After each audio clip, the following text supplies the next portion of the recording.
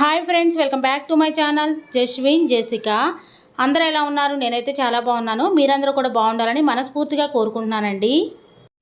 ఈ 2024 సంవత్సరంలో అక్షయ తృతీయ పండగ ఎప్పుడు వచ్చింది? తేదీ, తిథి, పూజా సమయం, అక్షయ తృతీయ పండగ విశిష్టత, బంగారం వెండి ఏ సమయంలో కొనాలి, బంగారం కొనలేని వాళ్ళు ఏ వస్తువులు సమర్పిస్తే అక్షయం వలె సంపద చేకూరుతుంది, పూర్తి సమాచారం ఈ వీడియోలో షేర్ చేస్తానండి.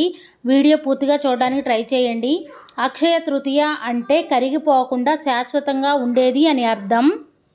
అక్షయ తృతీయ అంటే ఈ రోజున చేసే పనులు, కార్యక్రమాలు, దానాలు, పూజలు అన్నీ కూడా అక్షయం అవుతాయి, అంటే వృద్ధి చెందుతాయి. ఈ రోజున ఏ పని చేసినా రెట్టింపు ఫలితం పొందవచ్చు.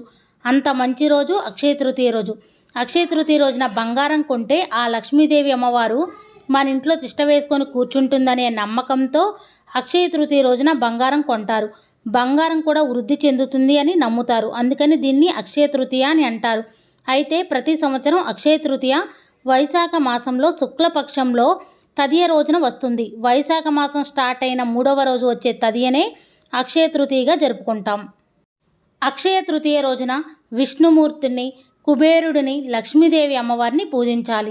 ఈ 2024 సంవత్సరంలో అక్షయ తృతీయ ఏ రోజున వచ్చిందంటే శ్రీ క్రోధినామ సంవత్సరం, ఉత్తరాయణం, వసంత ఋతువు, వైశాఖ మాసం, శుక్లపక్షం, తదియా తిథి 10 మే 2024 శుక్రవారం రోజున వచ్చింది. ఈ రోజున 2 తిథులు కలిసి వచ్చాయి. విద్యా తిథి ఉదయం 6 గంటల 12 నిమిషాల వరకు ఉంటుంది. తదియా తిథి రాత్రి తెల్లవారుజామున 5 గంటల 3 నిమిషాల వరకు ఉంటుంది. అంటే మనకి మే 10 శుక్రవారం రోజున తదియా తిథి పూర్తిగా ఉంటుంది. మన హిందూ పంచాంగం ప్రకారం సూర్యోదయ సమయంలో ఏ తిథి ఉంటుందో ఆ రోజున ఆ తిథిగా పరిగణిస్తాం.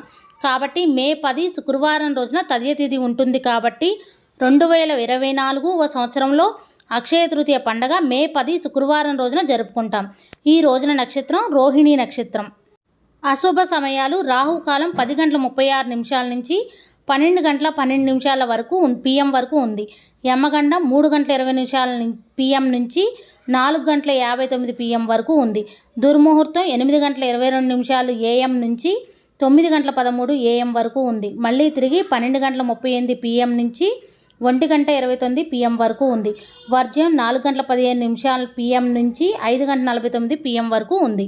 శుభ సమయాలు అమృత గడియలు రాత్రి 1 గంట 39 ఏఎం నుంచి 3 గంటల 12 నిమిషాల ఏఎం వరకు ఉంది. బ్రహ్మముహూర్తం ఉదయం 4 గంటల 13 నిమిషాల నుంచి 5 గంటల 1 నిమిషం వరకు ఉంది. అక్షయ తృతీయ రోజున శుక్రవారం రోజున వచ్చింది కాబట్టి ఈ రోజున లక్ష్మీదేవి అమ్మవారిని పూజించినట్లయితే రెట్టింపు ఫలితం కలుగుతుంది. అమ్మవారి పూజ చేసుకోవడానికి పూజా సమయం వచ్చేసి ఉదయం 6 గంటల నుంచి 9 గంటల 20 నిమిషాల లోపు మంచి సమయం ఉందండి. ఈ లోపల చేసుకోవచ్చు. లేదంటే సాయంత్రం వేళలో 5 గంటల 55 నిమిషాల నుంచి 9 గంటల వరకు ఉంది. ఉదయం వేళైనా పూజ చేసుకోవచ్చు, సాయంత్రం వేళైనా ఈ మధ్య కాలంలో పూజ చేసుకుంటే మంచిది. అక్షయ తృతీయ రోజున చాలామంది బంగారం, వెండి కొంటారండి. బంగారం, వెండికి బదులు కొన్ని వస్తువులను అయితే కొని తెచ్చుకుంటే అమ్మవారి అనుగ్రహం మనకు కలుగుతుంది. ఎలాంటి వస్తువులు కొని తెచ్చుకోవాలో కూడా ఇంకొక వీడియోలో షేర్ చేస్తానండి. ఆ వస్తువులను కానీ, బంగారం కానీ, వెండి కానీ ఏ సమయంలో కొనుక్కుంటే మంచిదో ఇప్పుడు షేర్ చేస్తానండి. ఉదయం 10 గంటల 30 నిమిషాల లోపల కొనుక్కొని తెచ్చుకోవచ్చు. సాయంత్రం వేళైతే 5 గంటల 55 నిమిషాల నుంచి 9 గంటల లోపల కొని తెచ్చుకోవచ్చండి. ఈ సమయంలో వీలు కాని వాళ్ళు మీకు వీలైన సమయంలో తెచ్చుకోవచ్చు. అక్షయ తృతీయ అంటేనే మంచి రోజు అని అర్థం. ఈ సమయంలో తెచ్చుకుంటే మంచి ఫలితం ఉంటుందని చెప్తున్నానండి. ఒకవేళ కుదరని వాళ్ళు మీకు నచ్చిన టైంలో తెచ్చుకోవచ్చు.